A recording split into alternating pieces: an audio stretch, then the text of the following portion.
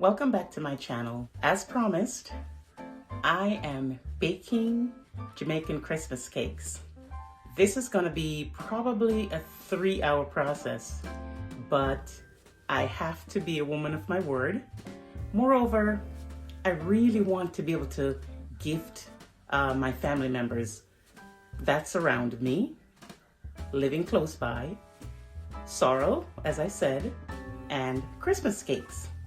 So come along with me for this ride, or this baking ride, as we make Jamaican Christmas cake. The cake that I'm making tonight is a 1-pound cake, and I'm gonna say it's a 1-pound cake because I'm using 1 pound of butter and 1 pound of sugar.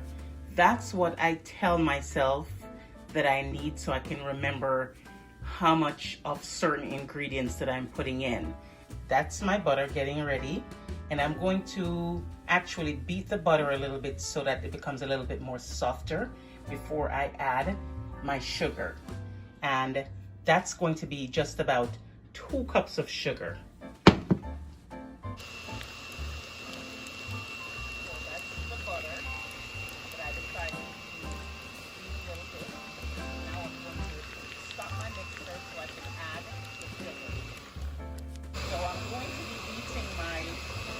Butter and sugar together on, this is for my blend, for my mixer, it's low. For my mixer, I'm heating it on speed 1 just to get a good combination of the butter and sugar. And as they start coming together, I'll move it to 2 because the idea is to cream it until it's nice and fluffy. So while this process is going, I'm going to sift my flour, and I have 3 cups of all-purpose flour. I'm going to sift my flour and my baking powder together. I have, for 3 cups of flour, I'm going to be using 1 tablespoon of baking powder.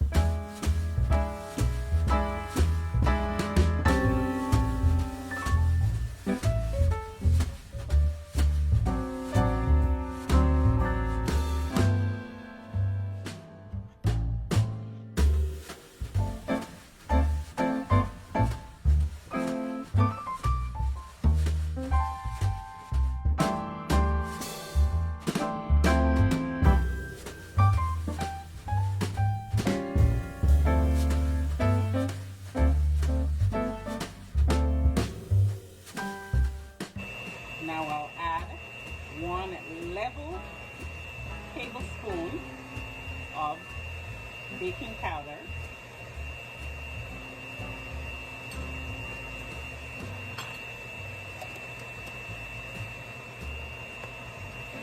I have separated my mixing bowl from the mixing stand because here is where I'm going to start mixing with my hand.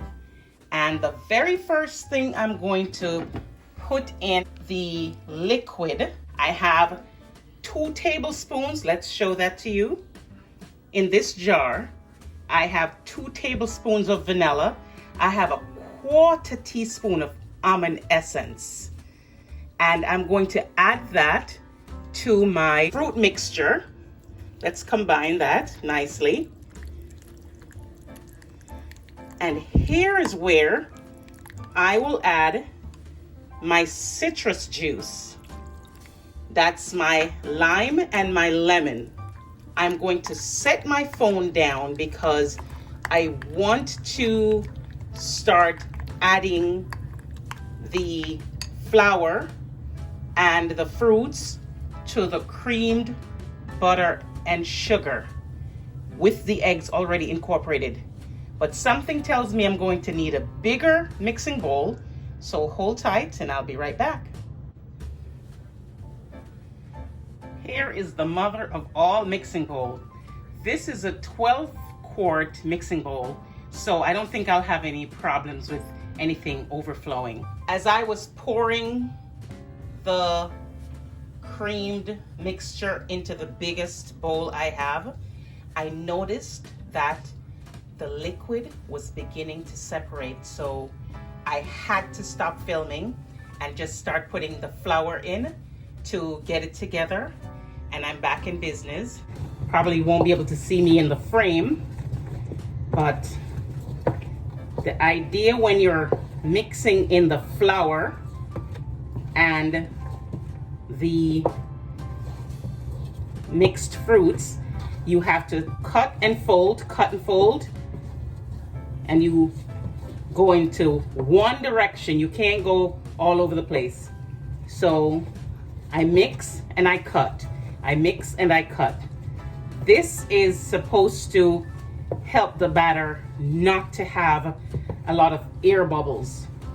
Now, I am not a professionally trained baker, but I have watched folks do this in person and online, and this is how it's always done.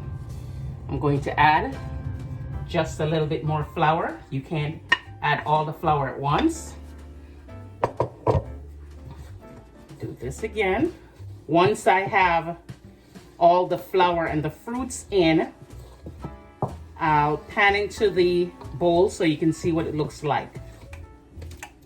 I'm using 3 cups of the blended fruits. And if I had not said this before, I have currants, raisins, and prunes in my fruit mixture. And it's been sitting for a few weeks in wine, port wine. This is a workout, guys. This is a workout, but it's smelling delicious. Now, this is also called a black cake. And some people like the cake very, very dark. Doesn't matter to me, but that's where the browning comes in. I have no measurement for this. I'm just going to pour some browning in, and when it starts getting to the color that I like, then that'll be it. I believe I have some molasses, and I'm gonna be putting just a little bit of molasses in this batter as well. One thing I forgot to do was, and I'll stop, I'll put my oven to start preheating at 350 degrees. This batter should yield probably 2 9-inch, 9 by 12 I believe, cake pans.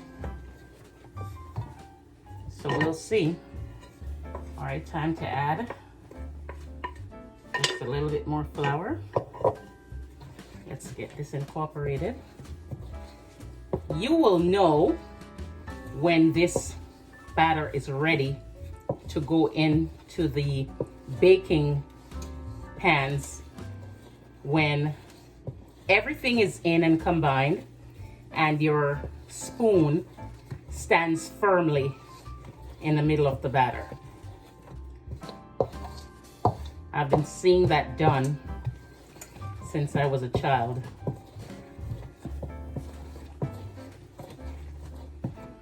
Ooh, I tell you, my arms are getting a solid workout.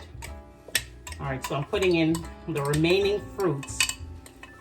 If at the end of this process, it looks like I could use some more fruits, I do have more on standby. Let me give you just a peek. That's a peek into the bowl. So I have quite a ways to go, because when I'm done, this should be all, there'll be no flour residue on the sides, and the fruits will be blended in properly. And absolutely, I'll have to put more browning in this. It's getting better. Now I'm gonna be adding in just a tad bit of molasses. So the last of the flour is in, and I've decided I need just a tad bit more fruits in this cake. There we go. That is all the fruits I have. Now the only other thing I may add to this batter is may not need it. Yeah, I was gonna say I would add just a little bit more wine, but I don't think I need to, because truth is, after the cake is baked, we have to spray the cakes for about 2 days to keep it nice and moist. I want to make sure all the flour is definitely blended in. And let's get this a test to see if my spoon will stand. And it's standing nearly perfectly. Let's keep mixing for a little while.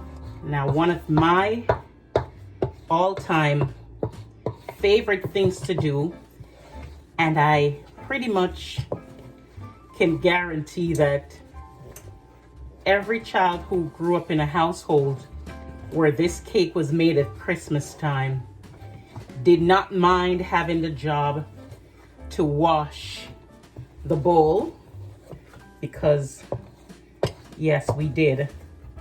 Whatever residue of batter was left in the bowl, our little fingers were in on it, eating the batter, because it's oh so delicious. I haven't tasted once. I don't need to. I followed the directions quite clearly. And the worst thing you could do is to add way too much flour. But the way to fix that is to have fruits on hand to kind of even it out. And I usually puree my fruits because I don't really like biting into the whole fruits. Let's test again. Yes, that's standing firmly. Now, I need to get my pans. I already have one pan buttered and lined with parchment paper. I'll show you that. I'm getting ready to put these in the oven for an hour and 30 minutes. I will check them at an hour though. Also in my oven, on the bottom rack, I have a pan with hot water, because the idea is that the steam is going to help with keeping the temperature in the oven very even. And so that's usually how these cakes are baked. 1 hour and 20 minutes later, the cakes are done and out of the oven. This is the process after you take these cakes out of the oven. You are supposed to baste them with wine. Some people use a mixture of wine and rum. I'm only using wine to baste these cakes. And sometimes you do them every day, once a day, until it's time to serve, or just once every 2 days, or as often as you want to. These are perfect color. I want to make sure I get this wine over all the sections of these cakes. I will not be cutting into these, well, the one that's mine, until probably maybe tomorrow night or Saturday night. One of the good thing about these cakes that I baked tonight is they didn't crack, which means I did not over mix these cakes. I'm really hoping that they taste as good as they look. Well, for now, this is your girl who's really tired. It's about 12 minutes after 11 p.m. and I'm going to sign off. I am glad that I could show you the process of making the Jamaican Christmas cake. Like this video, share this video with someone. And if you have not yet subscribed to my channel, please subscribe. A thumbs up would be nice. Merry Christmas and have a good night. See you soon. Walk good.